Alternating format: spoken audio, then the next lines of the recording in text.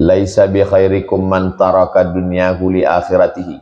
Orang yang baik di antara kamu bukan yang meninggalkan dunia hanya ingin mendapatkan akhirat. Wala akhiratahu li dunyahu, bukan yang meninggalkan akhirat hanya untuk dunia. Liyusiba minhuma jami'an, dapat dua-duanya. Innama amwalukum wa auladukum fitnah. Sesungguhnya harta kamu dan anak kamu hanya akan menjadi fitnah. Lalu dia tidak mencari harta, tidak punya anak karena dianggap akan hanya menjadi fitnah. Fitnah artinya azab. Hartamu menjadi azab, anakmu menjadi azab. Ayat ini sahih. Ayat ini benar, tapi penjelasannya tidak benar. Bacakan hadis menjelaskannya. Harta bisa menjadi amal soleh, sodaqatun jariyah. Anak bisa menjadi amal soleh, waladun solehun. Artinya apa? Silakan punya anak, tapi didik anak dengan baik. Anaknya dapat, akhiratnya dapat. Silakan punya harta, tapi dipakai untuk yang baik. Dunianya dapat, akhiratnya dapat. Itulah makna keseimbangan itu. Itu makna keseimbangan. Bukan dibagi 50% dunia, 50%. Gimana mau bagi? Itu mana bisa dibagi? Jadikan ini sebagai jembatan. Dunia ini sebagai jembatan. Antum bekerja, jadikan pekerjaan itu sebagai jembatan untuk beramal soleh. Imam Ibnu Athaillah As-Sakandari dalam Hikam menyebutkan, orang yang sudah dipakai Allah dengan suatu pekerjaan, jangan minta keluar dari pekerjaan itu karena menganggap dirinya tidak dipakai Allah. Antum sebagai pedagang, dengan dagang itu antum bisa bangun masjid, bisa buat tahfiz. Maka antum fokus saja di dagang itu. Jangan keluar dari situ karena menganggap tidak dipakai Allah untuk menolong agamanya. Antum jadi kepala daerah, anggota legislatif. Dengan itu antum bisa menolong agama Allah. Jangan keluar dari situ karena menganggap dengan berada di situ tidak dipakai Allah. Dalam hadis kan innallaha idza ahabba 'abdan istamala.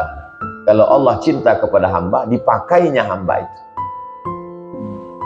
Kalau Allah cinta kepada hamba, dipakainya hamba itu untuk amal soleh. Insya Allah kita ini semua termasuk yang dipakai Allah untuk amal soleh. Dipakainya untuk amal soleh.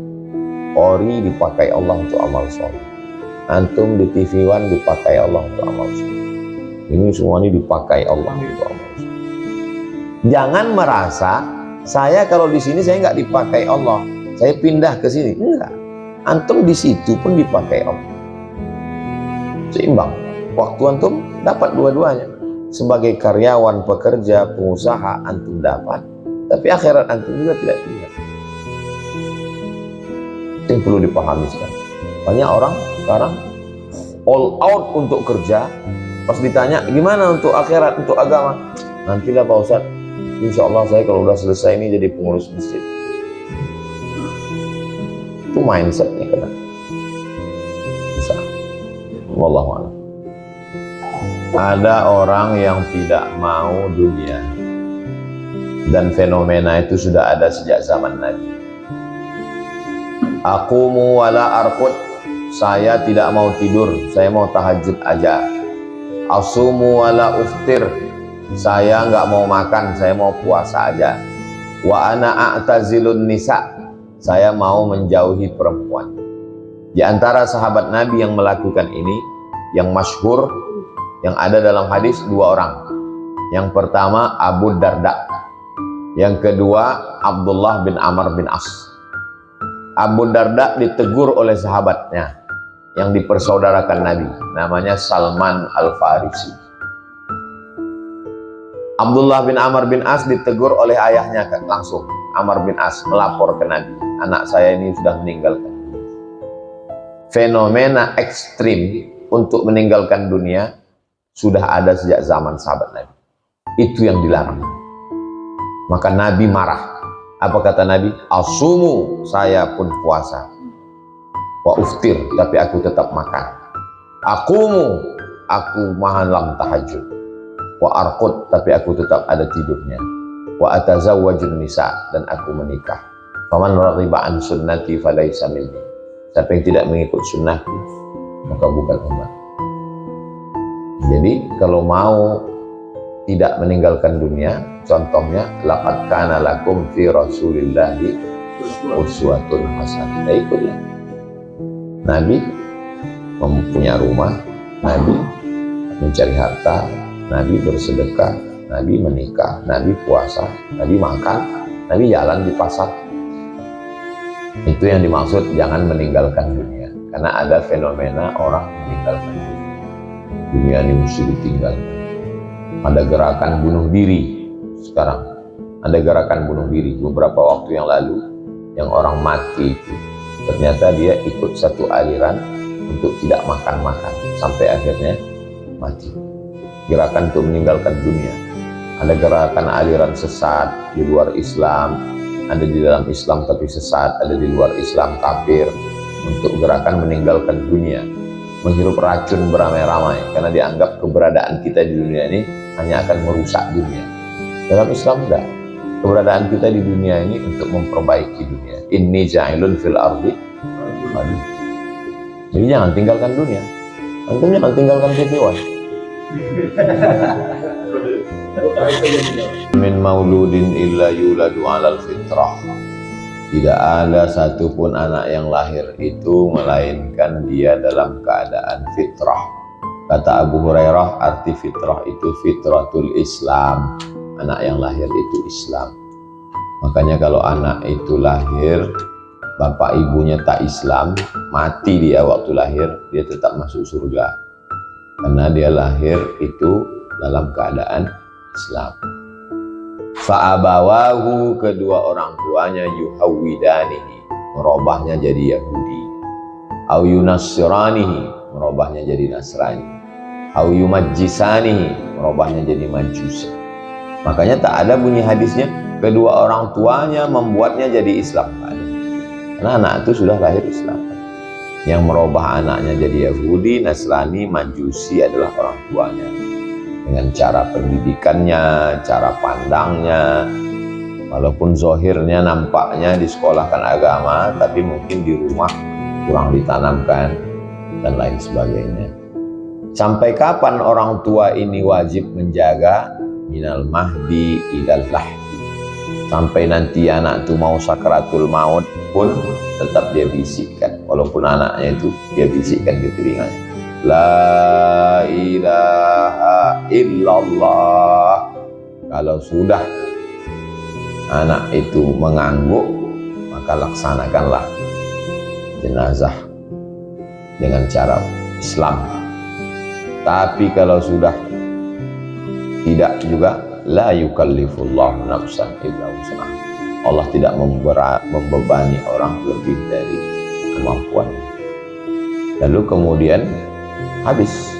Karena manusia itu mukhatab mukallaf itu sampai innallaha yaqbalu taubatal abdi qabla an yugharghir.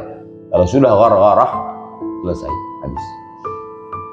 Tapi kalau dia tidak mendidik dengan baik, sudah tak dididik dengan baik, dibiarkan nikah dengan orang beda agama, sesudah itu cuek aja, tetap pula dia happy, seolah-olah tak ada salah. Tidak pernah ditegur, tidak pernah diberikan punishment, hukuman, tidak pernah dinasehati, dan saat matinya dibiarkan mengalir dosa. Anak cucunya masuk dalam man sanna fil islami sunnatan sayyi'atan falahu wizruha, dia dapat dosanya, wa wizru man amila biha, dan orang setelahnya. Nauzubillah. Itulah maka kita jaga betul anak-anak kita.